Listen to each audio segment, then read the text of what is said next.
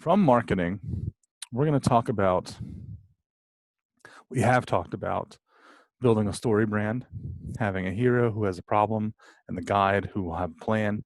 The hero has to act on that plan. From a practical perspective, that is, a hero who is the customer has a problem that needs to be fixed, and the guide is there to help them. That's the company.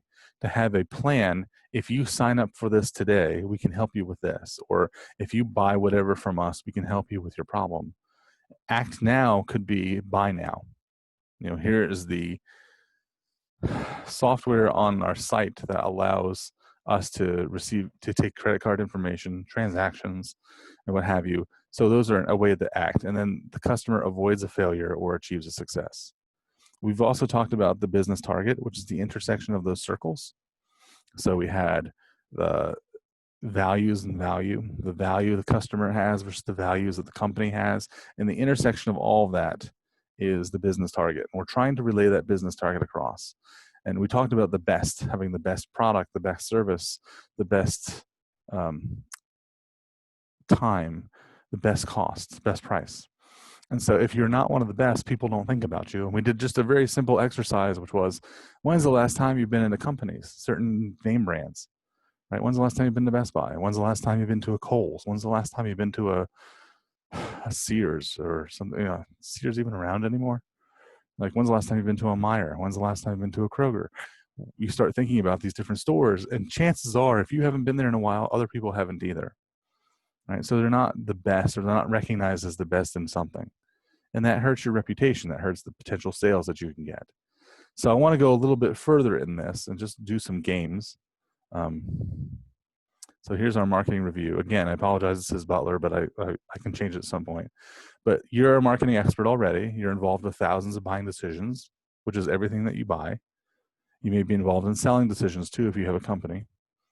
And so is it easy? So 4 questions, true or false. You can buy a flying car for about $250,000 that takes off or lands at most airports, has a safety parachute, drives on any highway, and gets 35 miles per gallon and can fill up at most gas stations.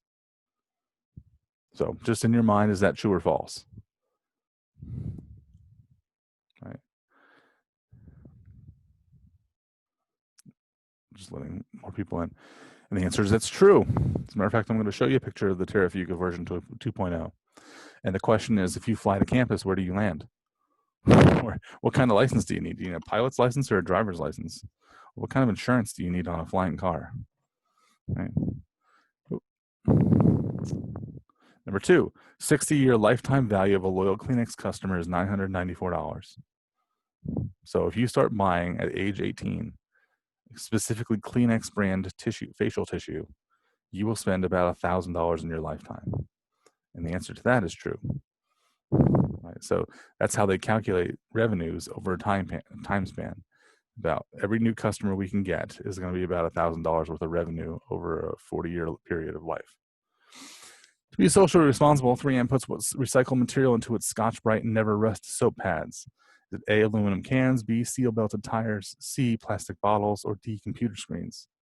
So in an effort to be socially responsible and recycle, which one of these 4 things do they put into their Scotch-Brite Never Rust soap pads or sponges, hard sponges that you can get residue off of? And the answer is C, plastic bottles. So they take debris and residue, they break it down, they put it into a plastic coating, which goes into the Scotch-Brite. Don't ask me how I know this. I had to research this one day. And so I just thought it was a fun example, a fun experiment. Right? And they're marketing videos. I'm not going to show any of these, but most of them are humorous. We all know funny videos, or almost funny videos in the case of Geico. Like, it almost makes you laugh, but not quite. And so we know what makes us memorable. We see videos and things that are funny or silly or something that's really entertaining. The goal of marketing from a company's perspective is 1, discover the wants and needs of the customer. 2, satisfy those wants and needs. And 3, focus on the exchange. So discover the wants and needs of the customer, and they're not the same. The need is water, basic food, whatever, shelter. A want is something better than that. So a need would be an apple, right? If you like apples, it could be a want too. But a want could be chocolate. Nobody necessarily needs chocolate, but it's a want. It tastes great. Every now and then you get stressed, really want a piece of chocolate. 2 is to satisfy those wants and needs. Know what they are, and then provide something to satisfy the customer. And 3, focus on the exchange. So I'm going to get chocolate if I pay money. That's the exchange, right? Sometimes it's a physical good for a physical good. For example, I will give somebody potatoes, in turn they will give me walnuts. That's called barter. But still, there's a degree of exchange, and convincing the customer that they should follow your business target and buy something based on and give that exchange. So I'm looking for money. I would really like to have money. And so I want to be profitable for the year. How do I offer a product that somebody's willing to buy? Right. So that's the exchange. I always put this up here because before the Kardashian, all the different stories that they have, this was the biggest, most popular people issue at the time when baby George was first born, right? So when you're looking at marketing, you've got 2 or more parties that have unsatisfied needs, a desire to be satisfied, a way for the parties to communicate. So how does the customer know that this issue exists? And then something to exchange, money in exchange for the issue. Now, what is the unsatisfied need of People magazine? Well, they want money. They want to be more profitable. What is the unsatisfied need of the customer? Chances are they want celebrity gossip, right? So a desire to satisfy those 2. I really am interested in celebrity gossip. I want to know more. And then a desire to be satisfied.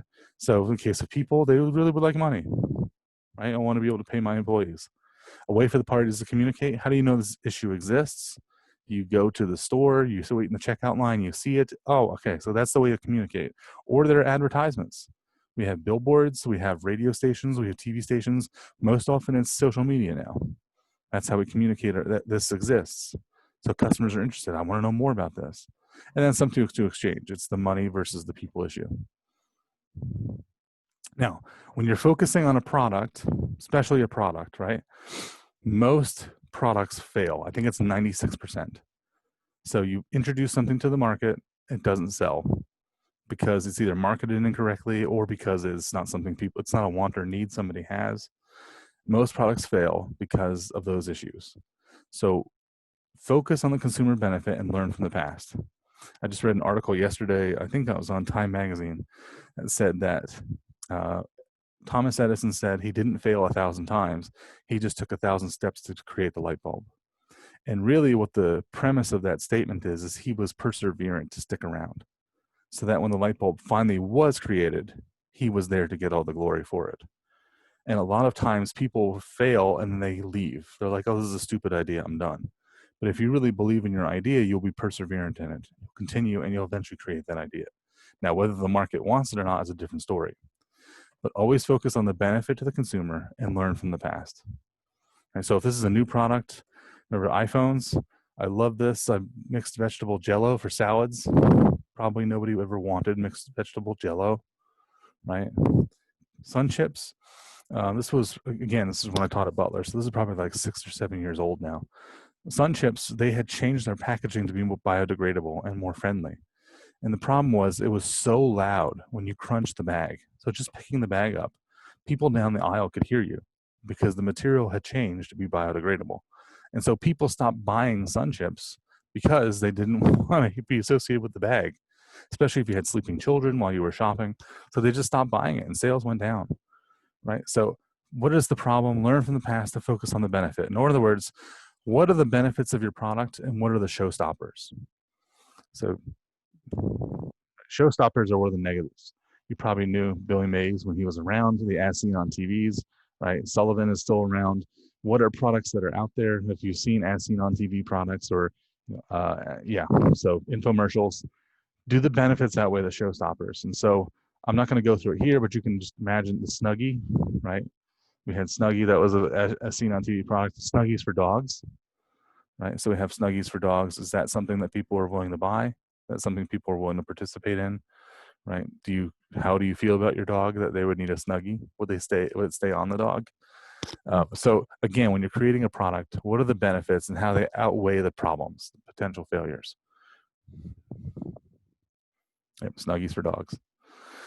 So Dr. Care toothpaste, it's this vanilla mint spray toothpaste. It's old, it's actually from the 90s.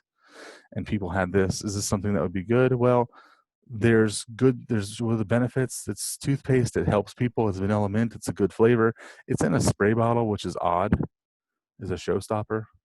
I have small children. I'm guessing most of you don't. But if I have small children and they get a handle on this, my bathroom will be decorated in toothpaste. Right? So potential showstoppers. Again, when you're creating a product, what do you like? What do you not like? Again, this is from about 6 years ago. This is Hot Pockets Snackers. They were baked, not fried. That's a benefit. It's a quick meal.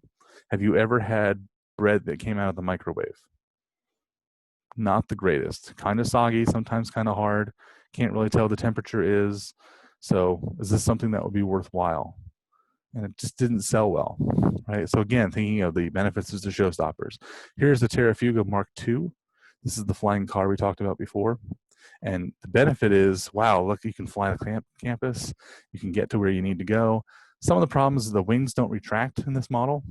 Now they flip up in Mark III. Where do you put your luggage if you're going on vacation? Right? Where's the storage in here? And do you need a pilot's license?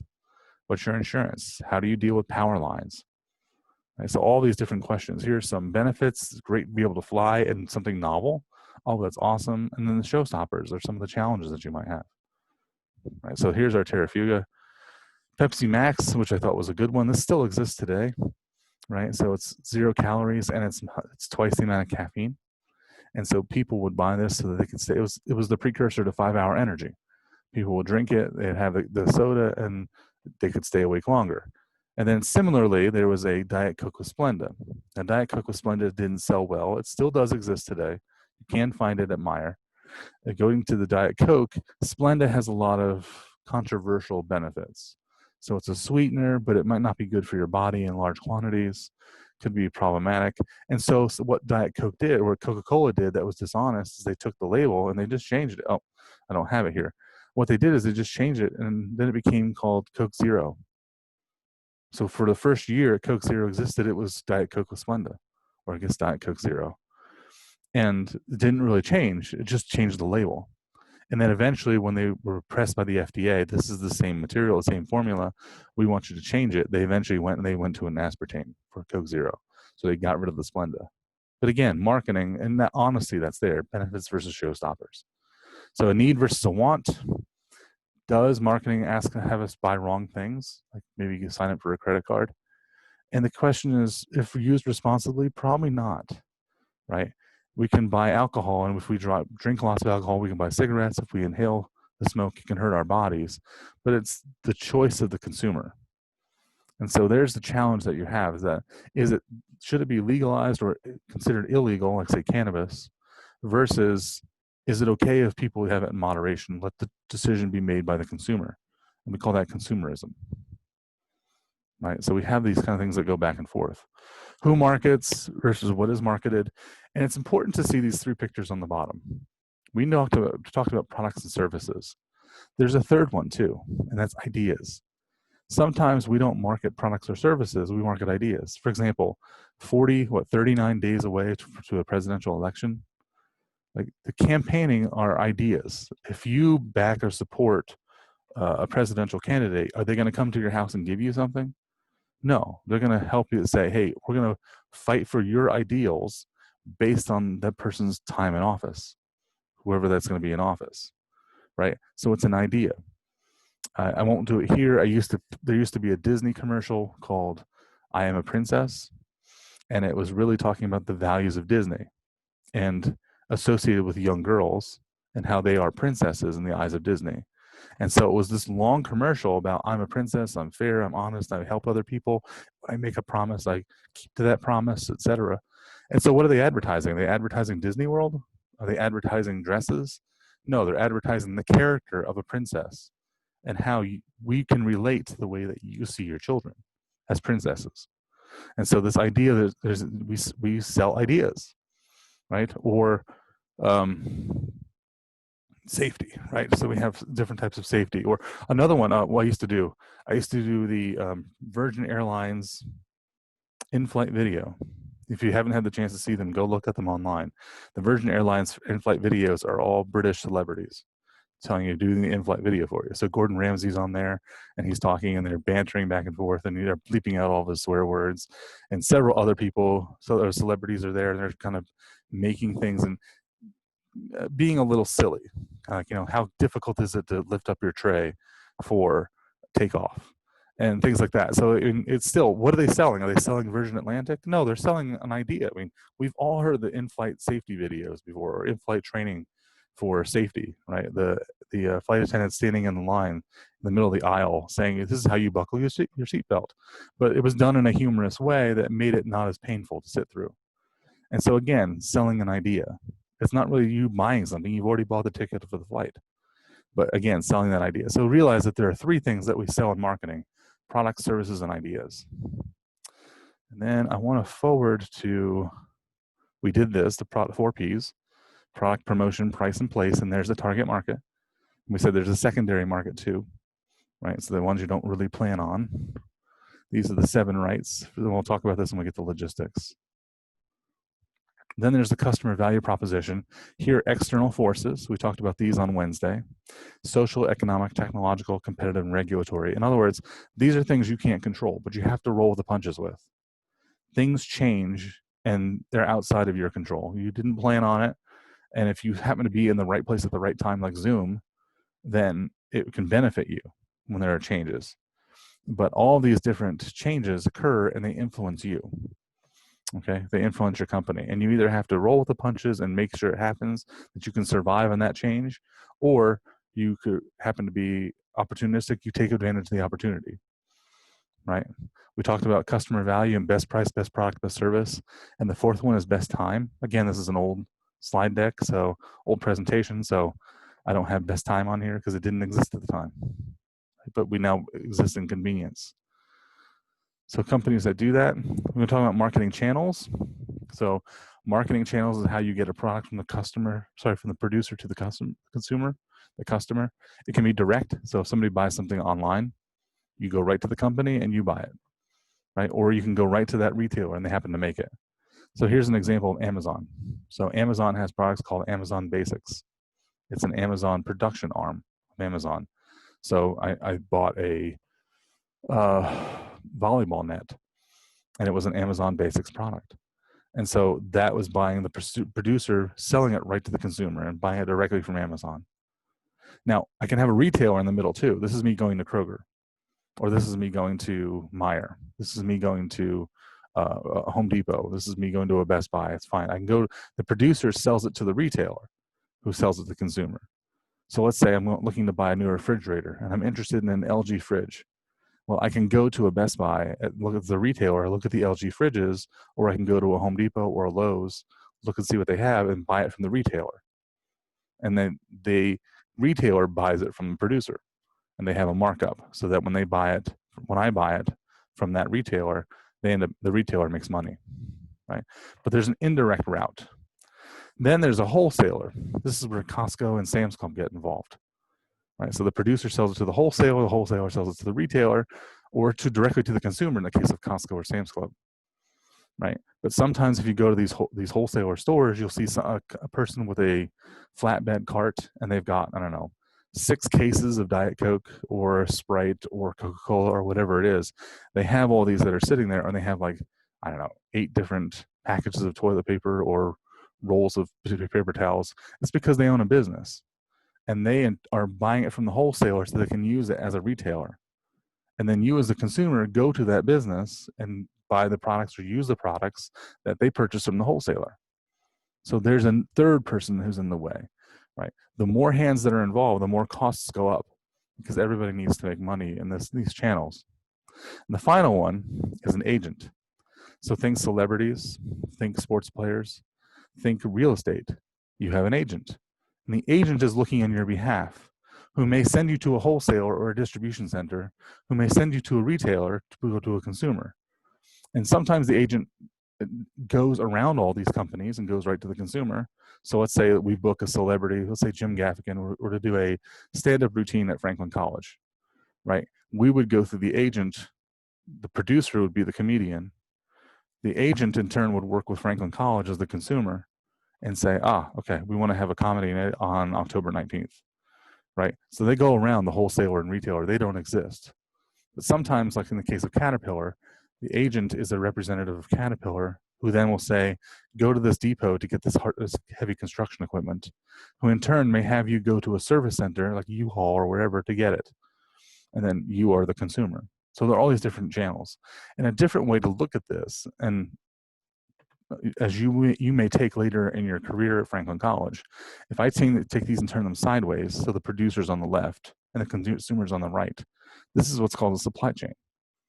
So as you produce these products, as these products are being sold, going from company to company to company for markups, eventually the consumer will buy that final product or rent it or use that service or whatever.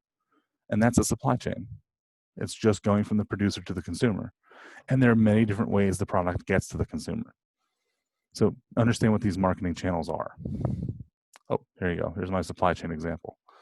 Right? And you don't need to know about this for your exam. This is something that's you'll learn when you take Business 371. Okay. The last thing I want to go over, do I have time?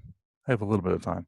The last thing I want to go over is I want to go over a SWOT analysis. So we have not talked about a SWOT analysis. Hold on a second. Let me see if I can find the slides. I may not have them.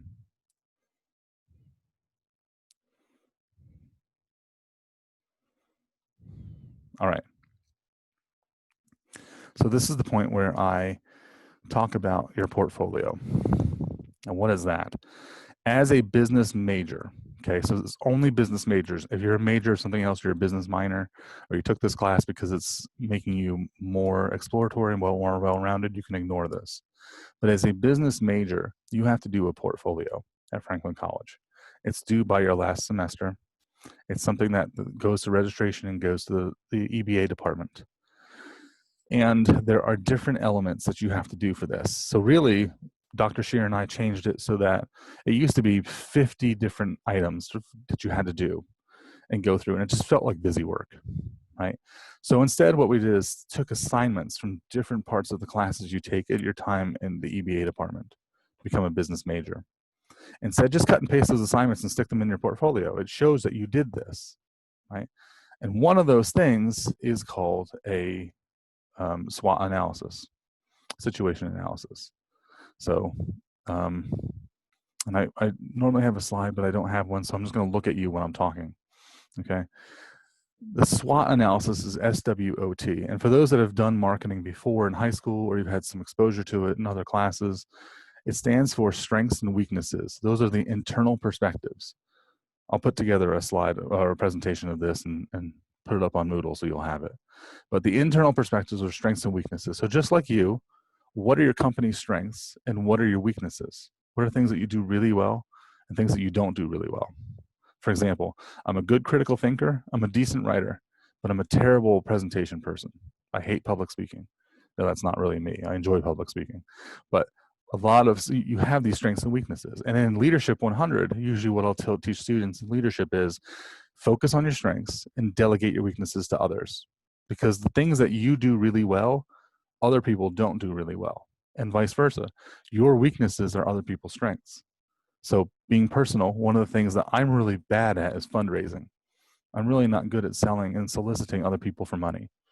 Okay, but there are people who love that. They love putting together fundraising organizations or putting together projects like wedding planning or putting together some event on campus, right? So those strengths are my strengths. Those weaknesses are somebody else's strengths. So focus on your strengths. As a matter of fact, when you start a job, why were you hired? For your weaknesses?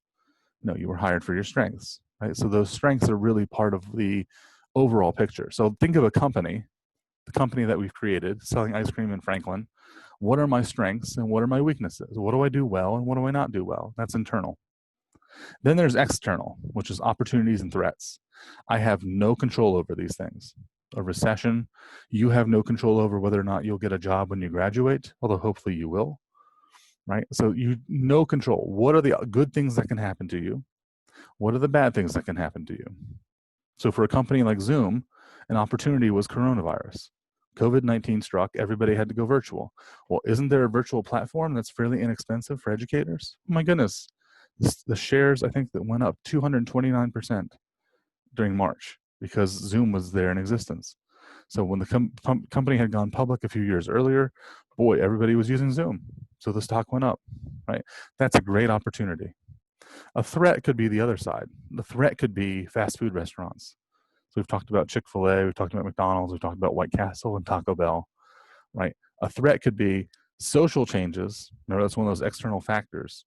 People want to be healthier. We don't really want to be going to the fast food restaurants very often because they're just not healthy. They're fast and they're convenient and cheap, but they're not healthy. And so therefore, how do you as a Taco Bell change your menu, change your perspective to be healthier so that you can attract people who are watching their weight, who are trying to eat healthier, who are trying to exercise more? And so that's a threat. So that threat is a social change that I wasn't expecting coming up. Here's another threat. What if we have a recession? Are people going to shop at Taco Bell much? Do I lower my prices again so that I can encourage people to come shop at my location, etc.? All these are threats. So we call these a SWOT analysis, or strengths, weaknesses, opportunities, and threats. And the SWOT, you kind of look at a picture of your company and say, what do I do well? Strengths. What do I not do well? Weaknesses. What are my opportunities that I can take advantage of? And then what are my threats that I have to defend against? Now, why is this a big deal? One of your assignments, and I'll put up a due date probably after the exam, after October 5th, is to create a SWOT analysis of you. So it's going to be, I think it's 5 pages, 5 to 9 pages. And think about yourself and what are your strengths? What do you do really well? And what are things that are really weak at? Things I'm terrible at, right? So good things and strengths, not good and weaknesses.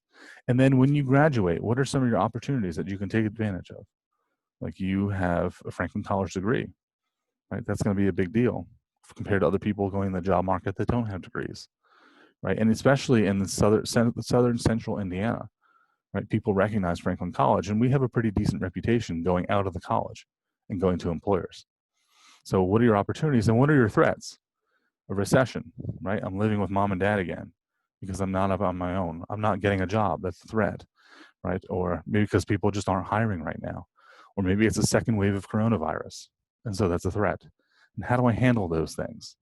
So all these things, strengths, weaknesses, opportunities, and threats, are how businesses analyze what they do well and what they don't, and what are opportunities I can take advantage of and those that I can't.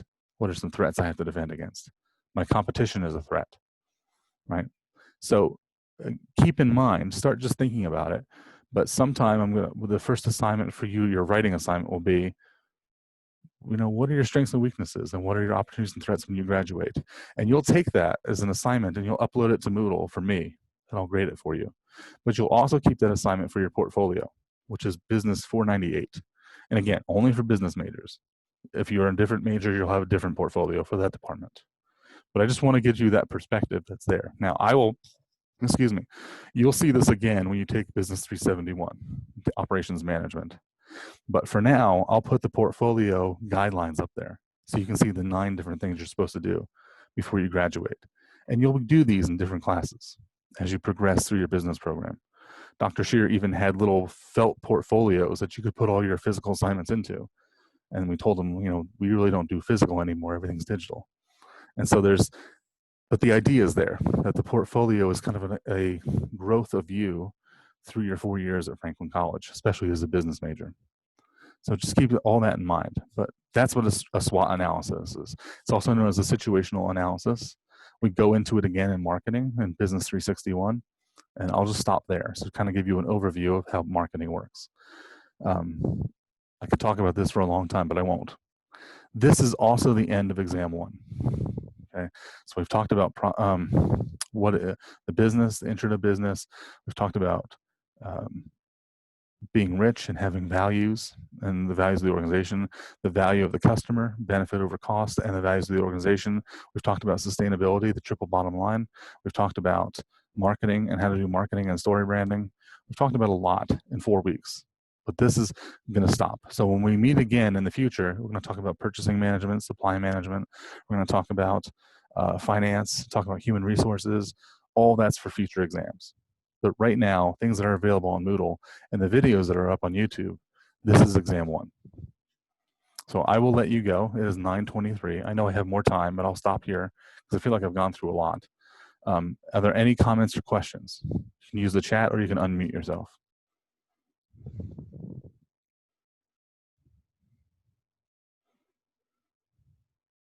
If there are none, then you guys are free to go. Have a great weekend. I'll see you on Monday morning again on campus. And remember, October 5th is your exam day. Take care, everyone.